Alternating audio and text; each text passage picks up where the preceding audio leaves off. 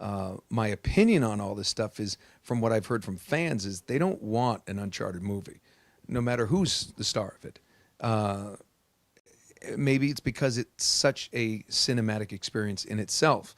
And I think I have my other opinion about this particular game is I think the emotional investment people have with Nathan Drake is so high that it'll be very difficult for them to accept somebody else.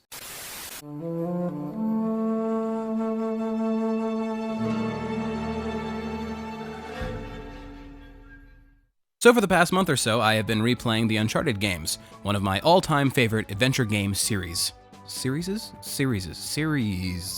My grandma bought me the first one for Christmas when I was 11, and since then I have spent hours upon hours within all 4 of these games. My old friend and I used to recreate certain missions with our airsoft guns in the backyard. See, Mom, video games still encourage me to go outside and play. So I booted up my Nathan Drake collection, and as soon as I began the first level of Drake's Fortune, my fiancé laughed and sarcastically joked, "Oh yeah, I can totally see why they cast Tom Holland in the movie." We laughed and on I played, but that thought kept in my brain during the rest of my playthrough. Why the hell did they cast Tom Holland as Nathan Drake? And more so than that, what even was that Uncharted movie? So, considering I have put hundreds of hours in the games over my life and have only seen the movie once when it came out, I figured, yeah, I want to talk about it. In this first video of a series I am going to call Garbage Day! So open up those trash bags and let's separate the glass from the plastic. What the hell am I even saying? Because we're going to talk about Spider-Man 4, Far From Uncharted. First off, I am going to preface that I will not be rewatching the movie for this video. I remember enough of it as it is, and I honestly don't think I need to for what I want to talk about. But more importantly, I don't want to watch it again. Secondly, if you haven't seen it, please do anything better with your time. Trust me, if you're a fan of the games, you will get nothing out of it. Don't stream it and give Sony a false sense of security thinking people want to watch more movies like this. Remember the last time we gaslit them? I feel dirty even looking up clips from the movie to use for this video, so please don't add another view to that god-awful film. Now, with that out of the way, let's dive into this dumpster fire. Much like the Uncharted games themselves, let's start off with a little history lesson. The history of the Uncharted movie's production hell is definitely more entertaining than the actual film. It has enough drama and intrigue to actually be a mystery that in-game Nate would want to uncover. It all started in 2008, a year after the first game came out, when Avi Arad, the infamous Sony Spider-Man producer, announced that he was going to produce a film adaptation of Uncharted. From there began what would be an almost decade-long pre-production nightmare, with directors and writers coming and going amidst creative differences, leaked scripts, and overall hurt egos. But apart from the constant passing of batons between writers and directors, one man rose out from under as the only worthy actor to portray the titular treasure hunter of Nathan Drake. Mark Wahlberg. Yes, while many fans campaigned for Sony to hire Nathan Fillion for the role, Wahlberg seemed to be the only one that they ever had in mind. Although old Marky Mark didn't stay long. After several more years of delays, Wahlberg left the project behind, at least for the time being. And apart from a reported offer to and decline from Chris Pratt, there was never another rumor of who would fill the Henley shirt of our favorite adventurer. Until finally, in 2017, Sony officially announced their casting of Nathan Drake, and it seemed as though the movie was saved. Because they pulled out all the stops, and they cast the perfect actor. Tom Holland. What is this? We are expected to believe that baby-faced 15-year-old Peter Parker who talks like this Well, I just know how much you love surprises, so I thought I would let you know. is supposed to be this guy? Yeah, thanks for the input, Jeff. Along with Tom's casting, Sony revealed that the movie would be a prequel to the games and follow a younger Drake at the beginning of his adventures. And hey, remember Mark Wahlberg? Well, he's back on board and he'll be playing Sully? So then began the speculation. For me, and I'm sure most people, I immediately thought about the flashback missions of young Nate from Uncharted 3 and 4. I remember thinking, okay, so Tom's playing the teenage version of Nate from the games. Yeah, okay, that could be cool. He definitely looks more like a younger Nate. So if Tom's young Nate and Mark's middle-aged Sully, yeah, I guess that could work. Maybe it'll be about the two of them right after they meet in Uncharted 3. Production finally began in 2020, and after one more delay thanks to COVID, we finally got our first look with a teaser trailer in 2021. We finally got our first look at a young Nate played by Tom Holland and their adventures before the games.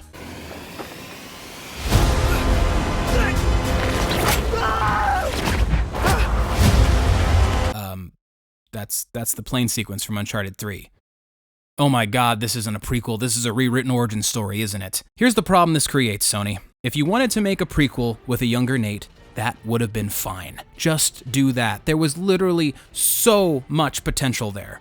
But instead, you clearly panicked at the last second and thought, well, if we don't include stuff from the games, then no one's gonna be interested in this, even though you said you didn't want to rehash anything we've already seen before. We are now going to be thinking, well, if you were okay with putting game elements in here, then why didn't you just make a true adaptation with the right actor for the role? By going this route, I'm not gonna look at Tom as a younger version of Nate anymore. I'm going to compare him to in-game mid-30s Nate, because you put him in the same outfits and threw him on the same set pieces. And what's even worse is that they still started the movie off with an even younger Nate. The movie begins with a flashback of Kid Nate and his brother Sam from the Uncharted 4 flashback. Like, why wasn't the whole movie just about this? I don't get it. But instead you went from the actual young Nate to Tom Holland's Nate, who is going to be a young adult Nate, and he's just gonna go on the same type of adventure that we would play in one of the games. There's nothing about any of this that says this is a prequel story. It just says it's going to be the same type of story with a younger version of Nate, and nobody wants that.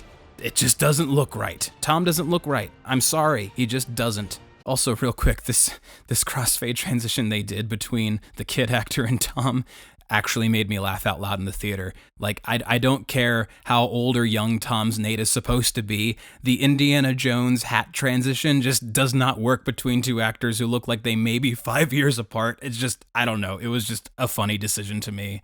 All right, fine. Tom is not believable based on looks alone, but hey, maybe sometimes an actor who doesn't look the part can still deliver a believable performance. I mean, John Astin looks nothing like the original illustrations for Gomez Addams, but his Gomez is a beloved character. So much so that people were shocked when Luis Guzman was cast in Wednesday, even though he technically looks more accurate. So, does Tom capture the charisma and wit of the cocky treasure hunter Nathan Drake? You missed the read, Victor. I'm not a mark in some bar. I'm pretty sure he's just threatened to kill me. How could you not tell me this? I knew if I told you, you never would have come with me. And why is that so important, huh? The hell am I doing here and not somebody else? Hey, how you doing? Don't worry about it, I got you. No, not even close.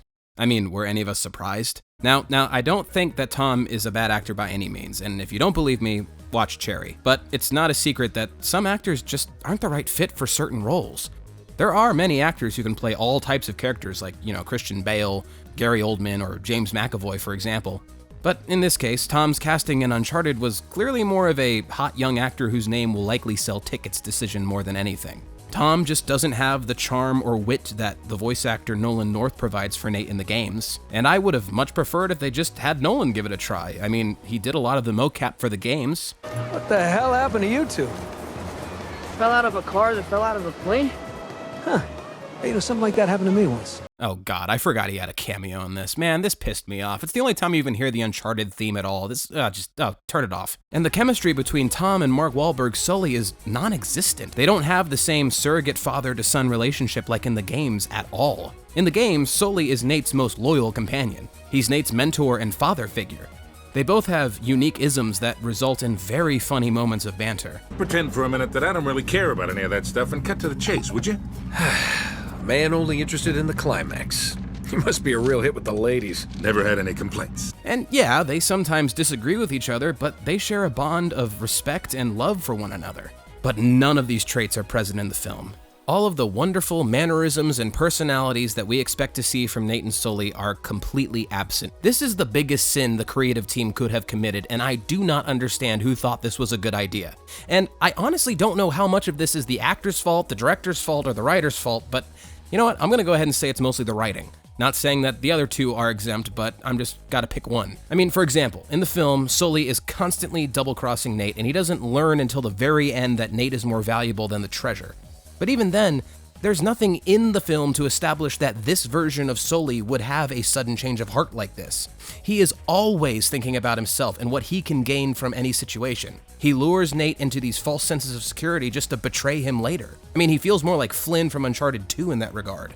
Sully in the games, however, would never in a million years betray Nate. I mean, it is true that he is more interested in the potential wealth that could come from the treasures they hunt, while Nate is more invested in the history of it all, but he would never double-cross Nate over it. Excuse me, since this movie is technically a prequel to the games, maybe Sully did have to learn the value of a friend's life over fortune at one point. Oh really? Because, as I recall, from the first moment they meet in the games, Sully has Nate's back. In Uncharted 3, Sully is working a job with Marlowe trying to obtain the cipher disk and Francis Drake's ring from a museum. But even when Nate tries to pickpocket him and usurp their plans, Sully defends him because, well, for one, he doesn't want to see him hurt, and for another, it's clear that he has a respect for him from the start. He admires his abilities. He then aids him during his escape from Marlowe's goons. Sully immediately takes Nate under his wing, leaving the others behind. They are thieves, yes, but they're supposed to be thick as thieves. This does not help the story in any way at all. Now, speaking of story, I will admit the story has never been the strongest part of any Uncharted game. Hold on, whoa, hold on, let me explain. All four of them essentially have the same story. There's a primary treasure Nate and an adversary is after. Said primary treasure was once hunted by or in possession of a legendary real-life explorer that Nate and adversary pick up the trail from through historical clues. Every second level of the games take place in a jungle. Seriously, the first 3 games' second level is a jungle. While the adversary has a more aggressive and violent approach to finding the treasure, they also have a small army for Drake to fight. Drake ends up figuring out clues before the adversary, which usually ends in the adversary showing up immediately and taking the clue from Drake. Drake and adversary continue to race towards the treasure while other side characters either show up to help or leave entirely. Close to the beginning of the third act, there is a larger-than-life obstacle Drake has to fight or literally climb his way out of, resulting in him almost dying and wanting to give up the hunt until another character convinces him to keep going. Apart from the adversary's army, there are then mythical creatures that show up that add a stronger enemy for Nate to contend with, and they are somehow tied to or are protecting the treasure. Elena's almost killed, Nate screams "oh crap" every time he panics. Adversary gets one clue behind the treasure, but their second-in-command can't figure it out, so Nate does, leading everyone to the treasure in a final showdown involving some mythical curse that gives the adversary strength or kills them immediately, causing the whole place to explode, and Nate barely makes it out alive with nothing to show for it. Okay, that wasn't fair, and very surface level. I was mostly just being an asshole. And the basic structure of the Uncharted movies plot is relatively the same story beats that I just mentioned. But what the film lacks, and the games have, is compelling storytelling. Even though the games do share a similar story structure and have lots of action, what the creative team at Naughty Dog does well is they intermix the action with well-written scenes between the characters that help us learn about them. And even though we didn't officially see Nate and Sully's backstories until the 3rd and 4th games, we were dropped in with the two of them already having such a strong bond that we believed it. We saw their dynamic, and we were sold. And the same goes for the other characters we get introduced to. We are given enough context and story in between moments of insane action to make us care and connect to these characters, and that then makes the action sequences have stakes. We'll happily climb up the next rotting structure or cliff face because we like Nate that much. We want to see what crazy situation he'll find himself in next because we want the satisfaction of hearing him crack a joke while blowing up a room full of bad guys. We believe his relationship with Sully and Elena and vice versa. The movie, however, fully went the route of flash and style over substance. There are virtually no moments when we get a proper chance to have these characters interact before they are forced into another action sequence. And paired with flat performances and bland direction, we have no heart to pump life into any of this. That's why it feels good to play the games, and it doesn't feel good to watch this movie. Now, there is of course the argument that because this is a game and it's playable and immersive, that alone is reason why you shouldn't adapt it to a movie. But then you have shows like The Last of Us and Fallout, and they're examples of what a good adaptation can be. I mean, hey, the numbers speak for themselves, right? But on one hand, those series respected their source materials, and on the other, they're TV shows, which are structured very differently than movies. I think we can all agree Uncharted would have made a much better TV show, but that's a whole nother point. So yeah, the Uncharted movie is just a generic adventure film. It has surface level themes, forced jokes, the traditional Sony product placement, flat acting, and again, no heart. The humor in the games is funny because of the established character dynamics. Simply showing us giant set pieces from the games isn't enough to capture what the games were about. We don't believe Tom is Nate, and we don't believe Wahlberg is Sully because they were not written or performed well. A rose by any other name is still a rose, and Tom Holland playing Nathan Drake is still Tom Holland. Now real quick before I wrap up, I would be foolish if I didn't touch on the real Uncharted film. In 2018, before this movie even went into production, the fans finally got their wish and got to see Nathan Fillion play Nathan Drake in the 15-minute fan film by Alan Ungar. Ungar? Unger? I hope I'm saying that right, I'm so sorry. This very short independent film captures the vibe, the style, the energy, the characterizations, and the heart of Uncharted way better than the multi-million-dollar studio-produced film. Isn't that embarrassing, Sony? But why is this fan film so beloved? I mean, why does it have the fans cursing Sony for not making the movie just like this? Well, I've got news for you. It's not because of the story. I mean, it's 15 minutes long. That's not nearly enough time to tell a full Uncharted narrative. We don't care about whatever this necklace is or what treasure it is they're hunting. I mean, we don't even know how Nate got here. But it doesn't matter. The acting, the jokes, the action, and the characters' personalities and banter, they're so true to the games. That's what matters. This team clearly loved the source material. And, much like how Matthew Perry being a fan of Fallout 3 landed him a role in New Vegas, Fillion clearly has a love and passion for the character of Drake, which shines through in his performance. Hey there, little guy. What do you want to be when you grow up? He's got a whole stack of letters from Ferdinand Magellan to Albuquerque. Earliest one is dated just a few weeks after the floor sank. Ah, we got the insurance. You did get the insurance, right? I thought you did. Right. Same goes for all the other actors. They fit their roles perfectly, and they feel just like Uncharted NPCs. And oh my god, that over-the-shoulder camera angle like the in-game camera, it's such a nice touch. It screams we care about this series and we went that extra mile. Isn't it interesting that a simple camera angle, accurate fight choreo, and spot-on dialogue and delivery was all it took, and not a bloated, over-the-top CGI recreation of a famous in-game set piece? Because this was not yet earned, Sony. You can't claim this was a prequel and then have in-game missions. Oh, and just to be a real asshole, there is actually another movie that I would recommend you watch over the Uncharted movie that feels more like an Uncharted movie, and it's The Lost City. This movie ironically came out a few months after the Uncharted movie, and I went to see it as a joke with a few friends, and I couldn't help but laugh the entire time that somehow this had more of an Uncharted vibe than Uncharted. And that's not me saying that The Lost City is amazing or even good, by the way.